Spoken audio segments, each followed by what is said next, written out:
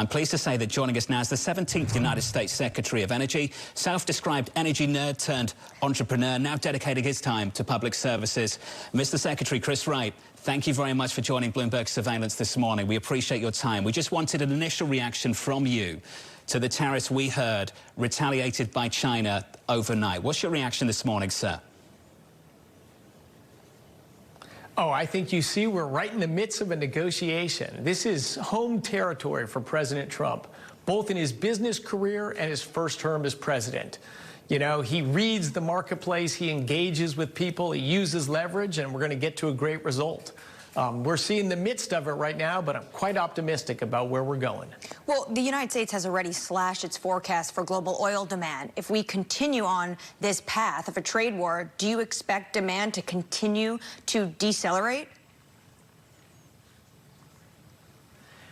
Oh, their prediction of the demise of demand growth for oil is older than I am.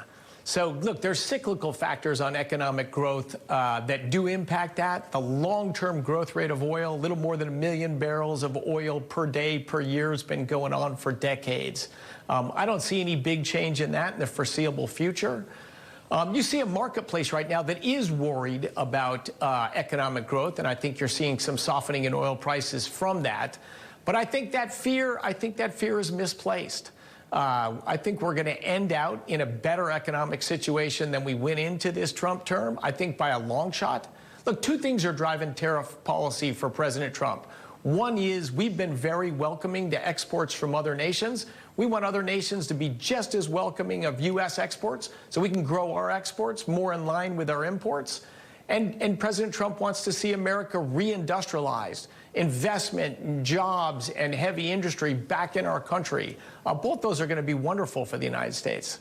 Well, it's not just a softening of oil prices. Mr. Secretary, I'm sure you've seen that since Trump's inauguration, prices are down more than $10. At what level do you think you can see drill, baby drill, as the president likes to call it, when it comes to shale producers? Because what we're hearing is that they cannot do this if prices fall below $50 a barrel. Yeah, look, investment decisions of oil and gas companies in the U.S. and abroad are based on a little bit of multi-year view of oil and gas prices. They're not moved based on the spot price of oil today or oil last week or oil next week. So these are longer-term decisions that are being made. We saw oil and gas prices move down immediately after President Trump was elected. And that was the market seeing, oh, yes, all the nonsense that's tried to kill the oil and gas industry, promised it'll be over soon, stop giving permits on federal lands.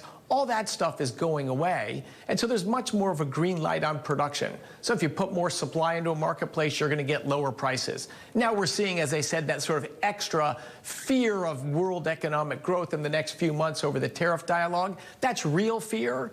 But I think the marketplace may be discounting the wrong answer here.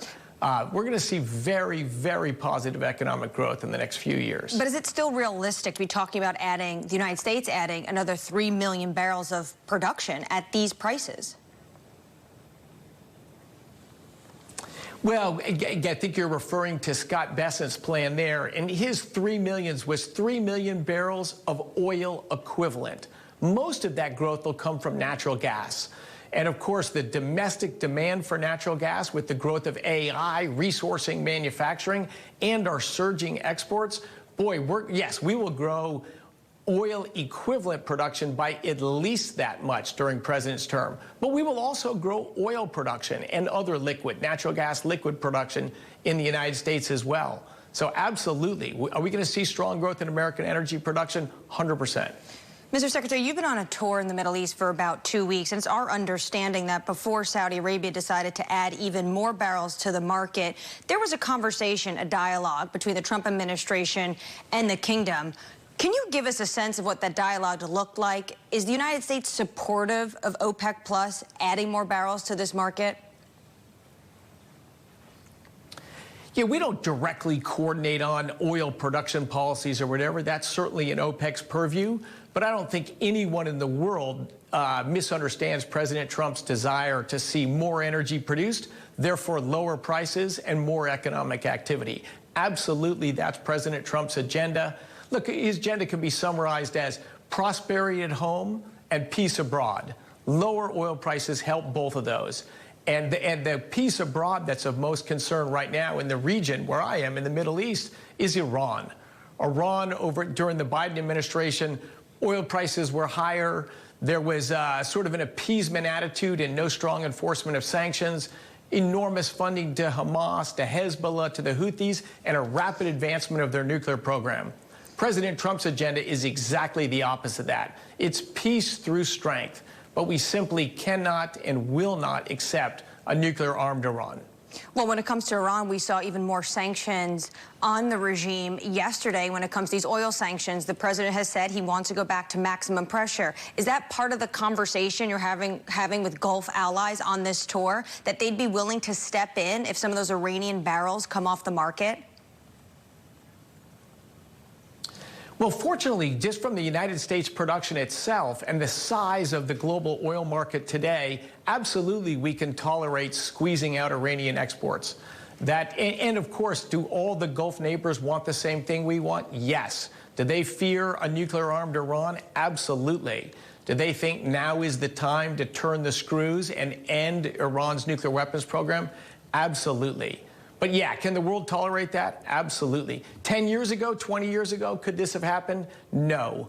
But today we both have large American oil production, better relations with our neighbors, and a strong, resolute leader. In 40 years of trouble, 45 years of trouble from Iran, we've never had a better chance to reduce Iranian power, reduce Iranian tyranny in the Middle East, and we don't want to miss that opportunity. Mr. Secretary, the president has said a lot, even recently to me on Air Force One. He likes that oil prices are coming down. Do you and the president have a price in mind? No, I think my whole life I've avoided predicting prices or dictating prices. You know, we have a wonderful free market economy. That's what makes the world wealthier. That's what allows consumers to continually re-express choices in every direction.